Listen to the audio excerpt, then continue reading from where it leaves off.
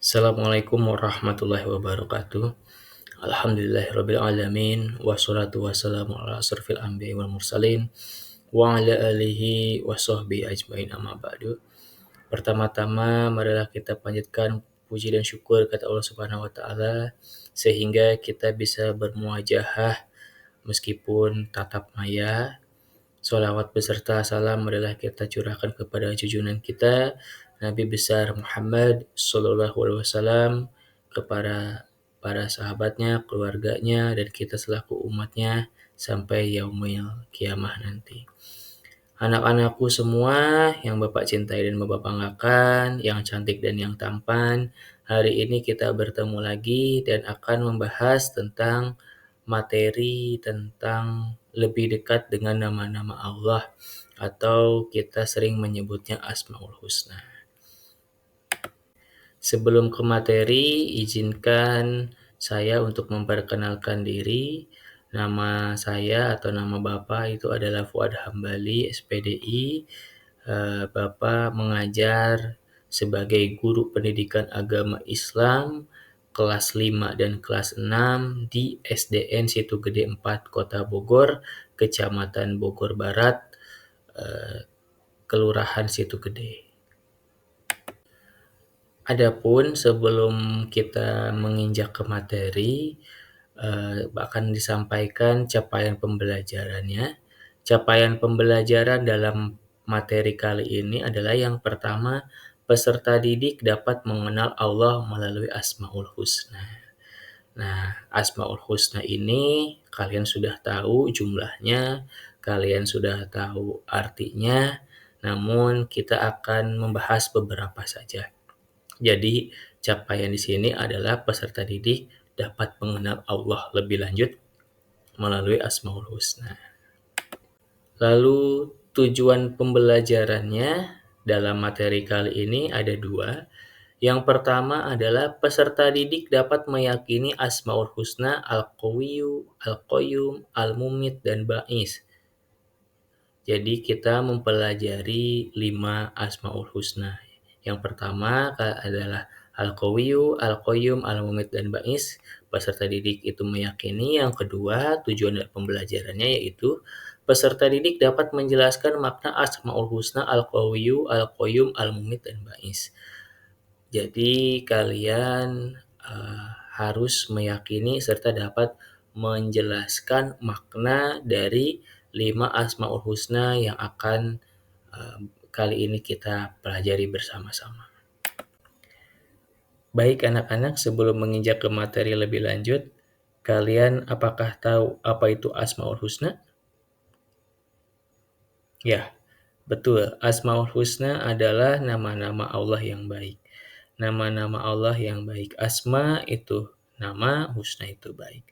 Lalu kalian sudah tahu berapa jumlahnya? Ya, betul. Semuanya ada 99 nama. Di sini ada surat Al-A'raf ayat 180. Jadi di sini ada Al-A'raf itu surat ke-7 ayat 180 yang artinya dan Allah memiliki Asmaul Husna, walillahi Asmaul Husna. Fad'u biha, maka bermohonlah kepadanya dengan menyebutnya Asmaul Husna. Wazarul lazi yalhiduna fi asma'ihi. Jadi maka bermohonlah kepadanya dan menyebutnya Asmaul Husna dan tinggalkan orang-orang yang menyalahartikan nama-namanya. Sayujzauna ma kanu ya'malun. Mereka kelak akan mendapatkan balasan terhadap apa yang telah mereka kerjakan. Jadi di sini sudah jelas bahwa Allah itu memiliki nama Asmaul Husna dan nama ini jangan sampai kita menyalahartikan nama itu. Ya, kita bermohonlah kepada Allah melalui asma-Nya. Lalu dari 99 Asmaul Husna yang ada, kita hanya mempelajari 5 saja. Yang pertama kita belajar tentang Al-Qawiyyu. Asmaul Husna Al-Qawiyyu itu memiliki arti Allah Maha Kuat. Nah, nanti kita akan belajar seberapa kuatnya Allah dibandingkan manusia. Jadi itu adalah Asmaul Husna yang pertama yang akan kita pelajari hari ini. Yang kedua itu tentang Al-Qayyum yang memiliki arti Allah Maha berdiri sendiri. Apa maksudnya? Apa contohnya? Nanti akan kita bahas bersama-sama. Lalu Asmaul Husna yang ketiga yang kita akan pelajari adalah Al-Muhyi.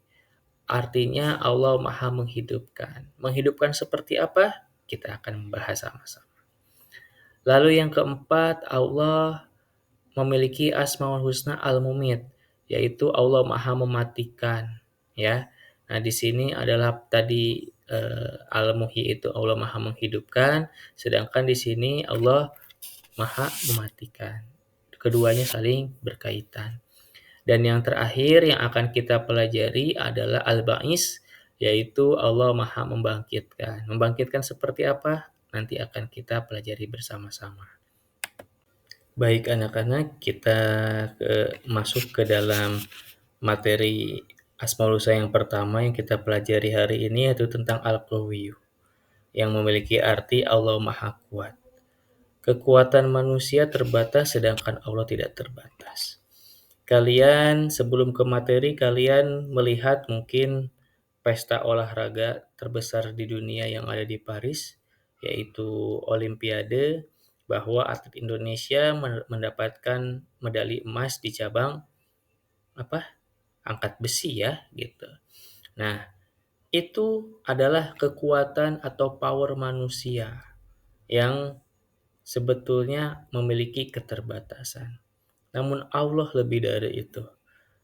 Kita lihat dalam surat Al-Anfal ayat 52, yang artinya keadaan mereka serupa dengan keadaan pengikut Fir'aun. Kazabi ali fir'auna wallazina min qablihim. Ya. Kafaru bi ayatillah fa'akhadahullahu bidunubihim. Dan orang-orang yang sebelum mereka mengingkari ayat-ayat Allah, maka Allah menyiksa mereka disebabkan oleh dosa-dosanya.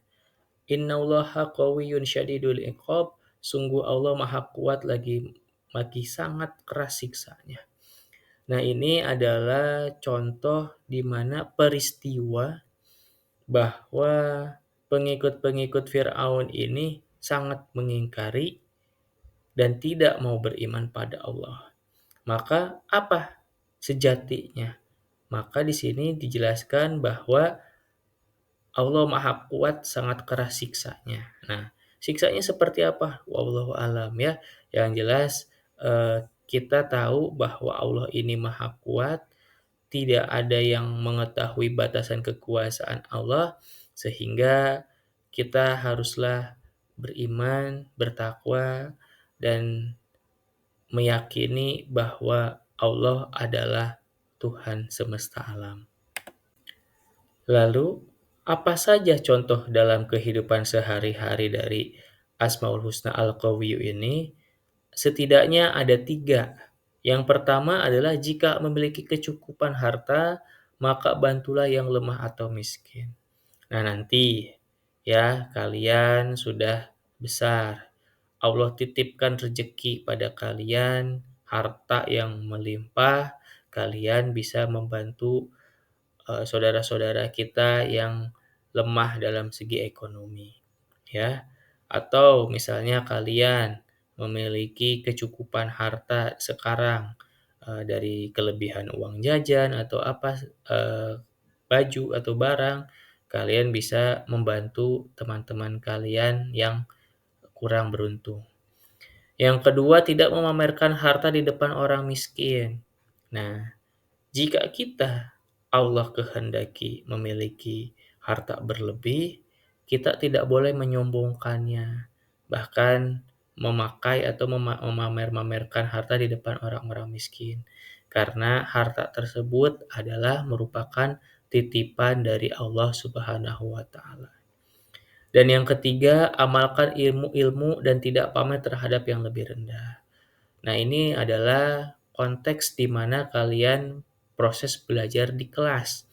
Jika kalian ya Allah berikan ilmu pemahaman yang luas, yang lebih cepat, lebih pandai mungkin dari teman yang lain, segeralah untuk membantu temannya dalam proses pembelajaran. Ya, namanya adalah tutor teman sebaya. Jadi, ilmu ini akan bertambah baik jika diamalkan, begitupun harta akan terus bertambah jika diamalkan. Yang kedua, kita berbicara tentang Al-Qayyum yang memiliki arti Allah Maha berdiri sendiri. Ya, Allah tidak membutuhkan makhluknya, sedangkan manusia membutuhkan makhluknya. Kalian tentu masih sangat ingat sekali bahwa ketika kalian lahir, itu ada album foto di mana dari kita lahir itu membutuhkan bantuan orang lain. Tidak ada seorang manusia pun yang dari awal lahir ke dunia ini tidak memerlukan makhluknya. Bahkan ya, manusia ini membutuhkan satu sama lain. Hingga apa? Hingga ajal menjemput. Ya, dari awal kita lahir sampai kita meninggal, dikubur, dikafani, disolatkan, itu membutuhkan bantuan orang lain. Apakah kita harus sombong? Tidak, anak-anak. Ya, jadi itulah perbedaannya antara Allah Sang Pencipta dengan kita manusia sebagai makhluk. Bahwa Allah tidak membutuhkan sama sekali makhluknya, sedangkan manusia butuh Allah untuk aktivitas keberkahan, kelancaran dalam segala aktivitas kehidupannya. Dalam surat Al-Baqarah ayat 255, Allah menjelaskan bahwa Allahu la ilaha illa huwal hayyul qayyum. Allah tidak ada Tuhan selain Dia yang maha hidup. La takhudhuhu sinatu wala naum, yang terus-menerus mengurus makhluknya, tidak mengantuk dan tidak tidur. Lahu ma fis samawati wal ard. Miliknya lah apa yang ada di langit dan apa yang di bumi.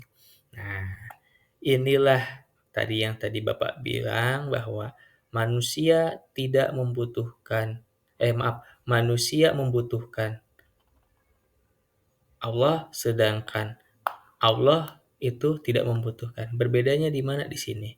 Allah itu tidak mengantuk dan tidak tidur. Manusia mengantuk, mengantuk. Manusia tidur, tidur. Nah, jadi itulah bahwa Allah mengurus semua alam semesta ini dengan luar biasa, dan dari atas langit dan apa yang ada di bumi itu semuanya adalah milik Allah Subhanahu wa taala. Adapun contoh kehidupan dalam sehari-hari Asmaul Husna Al-Qayyum, yang pertama adalah tidak menggantungkan hidup pada orang lain. Nah, tentunya kita harus mandiri, berdikari, ya, tidak menggantungkan hidup pada orang lain. Contohnya apa dalam sekolah? Tidak menggantungkan tugas pada orang lain. Orang lain sudah selesai, kita hanya menyalin tugasnya saja. Ya, orang lain belum, kita santai saja, ya. Jadi kita tidak boleh menggantungkan hidup apalagi kepada makhluknya, makhluk Allah, ya, itu tidak boleh. Karena manusia adalah harus berikhtiar. Yang kedua, memiliki keterampilan untuk kebutuhan diri sendiri. Nah, kita ini punya life skill, kita ini punya kelebihan, kita ini punya kemauan yang diwujudkan dalam keterampilan dalam proses belajar. Nah, keterampilan kita ini menunjang untuk memenuhi kebutuhan diri sendiri. Contohnya, kita terampil dalam proses belajar, ya, mengajar, atau dalam materi agama. Suara kita indah. Nah, keterampilan kita miliki ini bisa kita manfaatkan, bisa untuk membantu atau eee, membangunkan orang tidur dengan azan, ya. Ketika azan subuh, karena kita punya keterampilan, suara kita bagus, keberanian juga ada, kita lakukan itu ya, azan subuh. Lalu apa yang lain?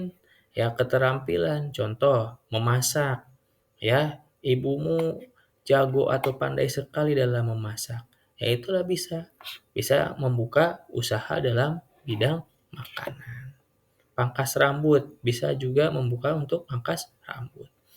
Dan yang ketiga, itu memiliki kepedulian terhadap orang lain. Nah, karena manusia adalah makhluk sosial, tentunya kita harus memiliki kepekaan, kepedulian terhadap orang lain. Karena ada keutuhan untuk sesama muslim, sesama manusia, antar beragama, antar umat manusia. Ya, kepedulian kita tidak boleh cuek. Ada teman yang jatuh, jangan ditertawakan. Ya, ada teman yang salah, jangan dibuat salah. Ya, biarkan saja, peduli. Ya, ada yang salah, kita perbaiki. Ada yang jatuh, kita coba bawa ke tempat UKS. Ya, ada yang sakit kita bawa ya di sekolah itu. Jadi kita tidak boleh cuek terhadap orang lain, justru harus peduli. Nah, maka kalau kita peduli ini termasuk ke dalam sifat al-qayyum. Baik, untuk selanjutnya kita berbicara tentang Asmaul Husna Al-Muhyi yang memiliki arti Allah Maha menghidupkan. Allah memberi kehidupan kepada makhluknya. Nah, di sini dijelaskan bahwa dari makhluk yang seperti manusia bisa terlihat hingga makhluk yang tidak bisa terlihat seperti amuba, bakteri, Allah berikan kehidupan, ya. Allah berikan tempat hidup yang layak. Semut ada sarangnya. Manusia ada rumahnya. Dan begitupun hewan dan lain-lain. Kita lihat surat Ar-Rum ayat 50. Fanzur ila asarihim rahmatillahi kaifa yuhyir ardo ba'da mautiha. Maka perhatikanlah bekas-bekas rahmat Allah, bagaimana Allah menghidupkan ya bumi setelah mati kering. Inna zalika lamuhyil mauta, menghidupkan setelah mati, wa huwa ala kulli syai'in qadir. Sungguh itu berarti dia pasti berkuasa menghidupkan yang telah mati dan dia maha kuasa atas segala sesuatu. Nah, ini adalah contoh di mana ketika terjadi rahmat Allah. Salah satunya apa? Hujan. Nah, hujan ini jangan dijadikan alasan. Justru hujan ini adalah membawa rahmat. Ya, membawa rahmat bagi apa? Sekarang ini musim kemarau. Nanti musim penghujan. Dengan adanya air hujan ini, rahmat Allah ini, ya, Allah menghidupkan tanah-tanah yang mati, yang kering, berubah menjadi vegetasi hijau yang bisa untuk menghidupi apa? Pakan ternak, ya, pakan ternak. Ternaknya sudah besar, bisa dimanfaatkan untuk daging yang dimakan oleh manusia. Nah, jadi itulah saling kebermanfaatan antara makhluk satu dengan makhluk yang lain. Mungkin di materi lain kalian mendengar dengan namanya simbiosis, ya. Nah, Allah pun sama. Dengan Allah menurunkan air hujan, berarti Allah menghidupkan ya bumi ini yang tadinya tandus, gersang menjadi lahan yang subur. Dalam Asmaul Husna Al-Muhyi ini tentulah memiliki contoh dalam kehidupan sehari-hari. Yang pertama, Allah berkehendak menghidupkan sesuatu. Nah, contoh di sini ada gambar. Meskipun ya, meskipun hancur lebur terkena bencana, namun ketika Allah belum berkehendak bahwa seseorang itu menemui ajal, masih diberikan kesempatan hidup, Allah berikan kehidupan, ya. Allah berikan kehidupan. Makanya kalian sering lihat bahwa di TV, di berita dijelaskan ada yang selamat sudah berhari-hari tertimbun di tanah karena longsor, ternyata masih selamat. Nah, ini Allah berkehendak menghidupkan sesuatu, ya. Lalu apalagi tanah yang tandus, ya. Jadi vegetasi hijau yang tanahnya subur. Yang kedua, Allah membangkitkan manusia yang sudah tiada ketika di akhirat kelak. Nah, nanti kita ini pasti akan meninggal. Setelah meninggal, ada fase-fase tertentu yang manusia ini akan melaluinya, ya. Ada hari pembalasan, penimbangan, dan lain-lain. Nah, sebelum itu semua, kita ini meninggal lalu dibangkitkan Allah, ya, ketika nanti di akhirat kelak, melalui nanti fase-fasenya, ya, seperti itu. Nah, itulah, contoh bagaimana Allah berkehendak membangkitkan manusia yang sudah meninggal nanti. Dan yang ketiga, contoh keteladanan dalam Al-Muhyi yang ketiga adalah berlomba-lomba dalam kebaikan. Dalam Al-Quran dijelaskan fastabiqul khairat, berlomba-lombalah dalam kebaikan. Jangan berlomba-lomba dalam keburukan. Maksudnya apa?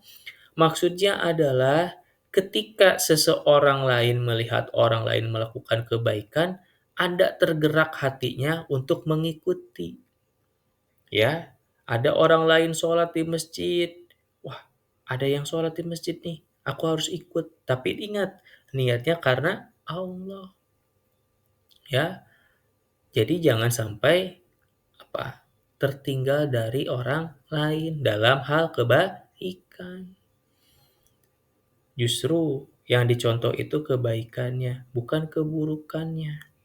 Ya, meskipun ada yang jeleknya dalam diri seseorang yang kalian dijadikan panutan, jangan dijadikan contoh.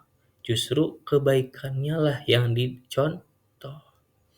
Ya, orang tua kalian menganjurkan kalian untuk melakukan kebaikan. Sholat yang rajin, baca Quran yang rajin, lakukan itu.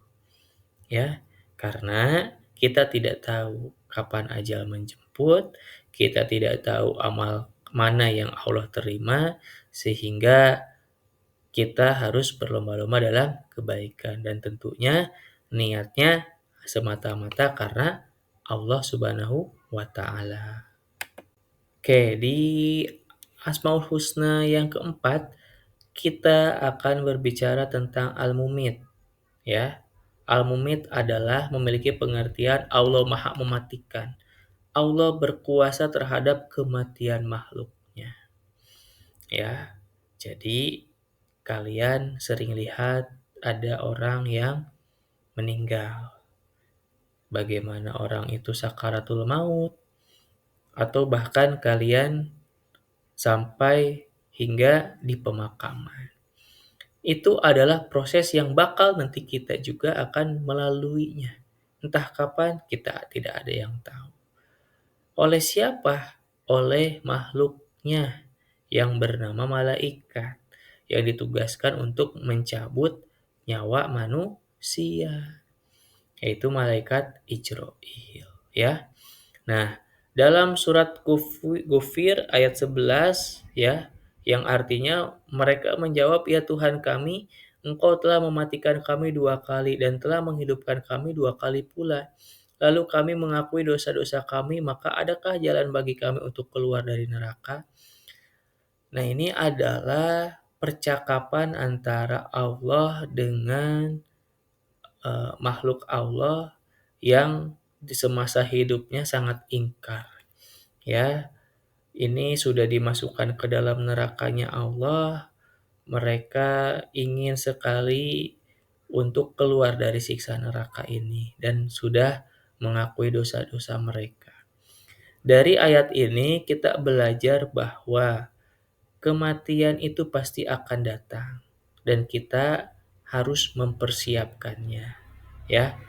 Tidak peduli itu tua, muda, sakit, sehat, ya. Semuanya pasti akan meninggal dunia. Berikut adalah contoh Asmaul Husna Al-Mumit dalam kehidupan sehari-hari. Yang pertama, Allah berkehendak atas kematian makhluknya. Kata Allah, hari ini sudah waktunya pulang, ya pulang.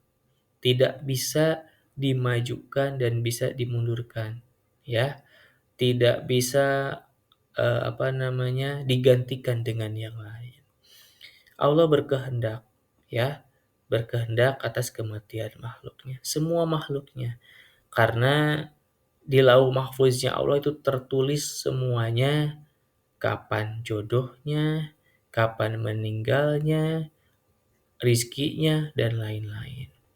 Yang kedua, kematian akan datang dan tidak bisa dimajukan ataupun dimundurkan. Nah, tadi Bapak sudah singgung ya, bahwa kematian seseorang itu tidak bisa dimajukan. Karena sakit hati sama orang lain akhirnya berdoa untuk memohon supaya orang itu untuk dicabut nyawanya, tidak bisa. Ya, atau ketika sakaratul maut, ya, meminta, "Ya Allah jangan dulu, bilang pada malaikatmu supaya jangan sampai sekarang untuk kematian." Tidak bisa seperti itu, ya. Karena yang namanya kematian tidak bisa dimajukan atau tidak bisa dimundurkan. Semuanya ada dalam ketetapan yang Allah kehendaki. Yang ketiga, kematian seseorang bermacam-macam datangnya. Iya, macam-macam, Pak. Iya, betul. Yang pertama karena sebab-sebab normal. Karena memang ajalnya sudah datang, ya. Sudah datang, sudah tiba, akhirnya yang meninggal.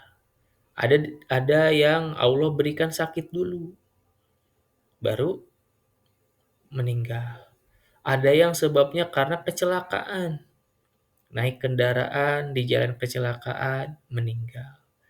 Ada yang karena bencana alam, hanyut, kebakaran, ya, tsunami, dan ada kematian yang sangat tidak Allah sukai, yaitu dengan bunuh diri, ya. Nah, bunuh diri ini adalah caranya. Tapi kalau ajalnya memang sudah tiba, tapi cara kematiannya yang kita tidak ingin kehendaki, ya. Semoga kita semua Allah wafatkan dalam keadaan husnul khotimah. Amin ya Allah ya Rabbal alamin. Lalu selanjutnya yaitu Asmaul Husna Al-Ba'is, memiliki pengertian Allah Maha membangkitkan. Allah membangkitkan manusia dari alam kubur.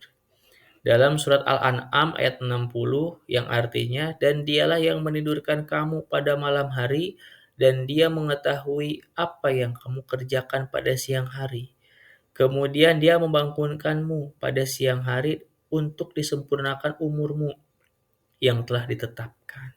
Kemudian kepadanya tempatmu kamu kembali, lalu dia memberitahukan kepadamu apa yang telah kamu kerjakan.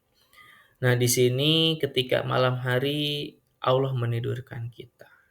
Ya, tidur itu disebut sebagai mati kecilnya makhluk, ya. Lalu kita dibangkitkan lagi. Tidur kita berdoa. Dibangkitkan, bangun tidur kita pun berdoa. Untuk apa? Untuk rasa syukur kehadirat Allah. Karena kita masih diberikan kesempatan untuk hidup. Coba kalau misalnya malamnya kita tidur, bangunnya kita sudah di alam kubur, ya. Jadi ini adalah segala sesuatunya apabila kita dibangkitkan dari tidur, itu untuk menyempurnakan lagi hari di mana kita untuk menggali amal kebaikan. Ya, kita haruslah terus melakukan amal perbuatan yang baik. Agar apa?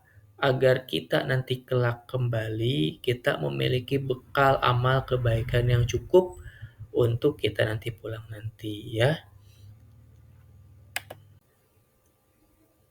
Kita akan mulai contoh dalam kehidupan sehari-hari sifat atau Asmaul Husna Al-Ba'is. Yang pertama adalah meyakini kebenaran hari kebangkitan.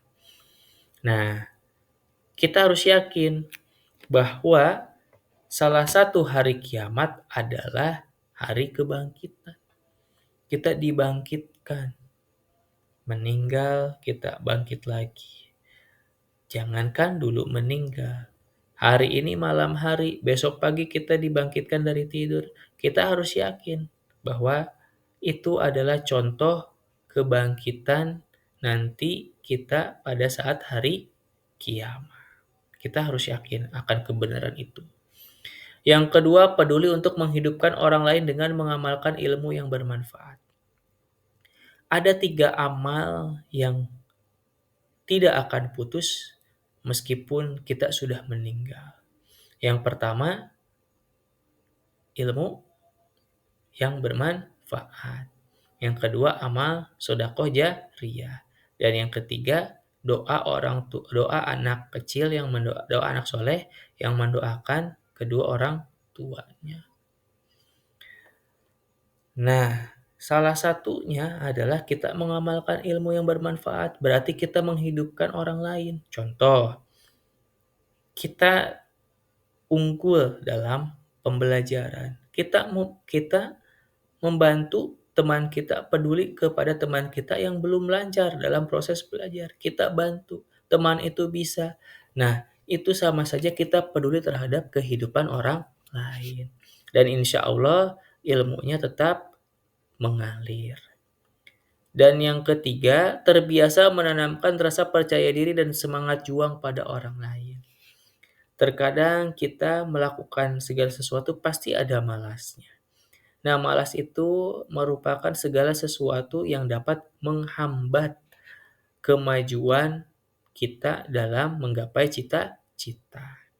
Lalu, kita pun harus terbiasa membina diri untuk percaya diri dan semangat juang yang tinggi sebelum menanamkannya pada orang lain, ya. Jadi, kita harus bisa membangkitkan rasa percaya diri dengan cara apa? Pertama tentunya dengan cara berdoa dulu sebelum memulai aktivitas. Yang kedua, niatkannya semua karena Allah, ya. Yang ketiga, amalkan, niatkan untuk menjadi ibadah dan bekal kehidupan di masa yang akan datang. Insya Allah jika memang itu dilakukan, nanti akan terasa dan bisa berimbas pada teman-teman yang lain. Ya, temannya hari ini males-malesan, ayo semangat kita belajar hari ini. Ayo semangat, jangan sampai kemalasanmu menjadi penghambatmu untuk meraih cita-cita. Nah, karena apa? Karena muslim yang baik itu adalah muslim yang bisa menasehati rekan muslim yang lain, seperti itu. Demikian semuanya contoh dari kelima Asmaul Husna. Baiklah anak-anak, tadi sudah dijelaskan bahwa apa saja itu tentang Asmaul Husna Al-Qawiyyu, Al-Qayyum, Al-Muhyi, Al-Mumit, dan Al-Ba'is. Lalu di sini ada 5 gambar. Bisakah kalian menebak manakah gambar yang termasuk Al-Qawiyyu, Al-Qayyum, Al-Muhyi, Al-Mumit, dan Al-Ba'is? Jika sudah bisa, kalian berarti sudah memahami materi ini. Jika belum, silahkan kalian untuk menyimak videonya kembali dari awal. Mungkin itu saja pemaparan dari Bapak, kurang lebihnya mohon maaf. Terima kasih atas perhatiannya. Kita tutup dengan baca doa kafaratul majlis. Subhanaka Allahumma wa bihamdika asyhadu alla ilaha illa anta astaghfiruka wa atubu ilaik. Terima kasih atas perhatiannya. Mohon maaf atas segala kekurangannya. Wabillahi taufiq wal hidayah. Assalamualaikum warahmatullahi wabarakatuh.